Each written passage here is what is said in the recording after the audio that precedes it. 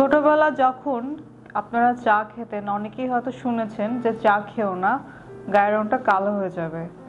এই ধারণাটি সম্পূর্ণ ভুল। আগে আমরা জেনে নেই আমাদের গায়ের রং নির্ধারণ করে কোন ব্যাপারটি। আমাদের গায়ের রং নির্ধারণ করা হচ্ছে মেলানিন। মেলানিন দুই ধরনের হয়ে থাকে, একটা হচ্ছে ইউমেলানিন আর একটা হচ্ছে ফিউমেলানিন। ইউমেলানিন যার গায়ে যত বেশি তার গায়ের রং তত ডার্ক হয়, ফিউমেলানিন যার গায়ে যত বেশি তাদের গায়ের রং তত বেশি ফর্সা হয়। এটা একটা উদাহরণ দেই, যারা ব্রিটিশ অথবা যারা হোয়াইট তাদের মধ্যে ফিউমেলানিন বেশি থাকে এবং আমাদের সাবকন্টিনেন্টে ইউমেলানিনটা বেশি থাকে।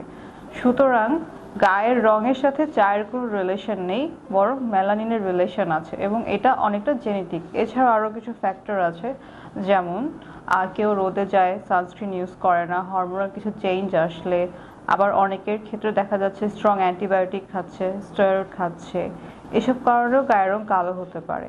আবার স্ট্রেস হরমোন, যখন স্ট্রেস হয় আমাদের কর্টিসল বাড়ে, তখনও গায়ের রংটা অনেক কালো হয়।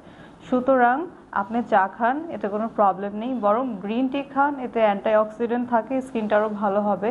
আবার বেশি চা খাবেন না, কারণ যেসব চাতে ক্যাফিন থাকে এতে ডিহাইড্রেশন করে, বরং স্কিনটা একটু শুষ্ক হয়ে যায় কিন্তু কালো হয় না।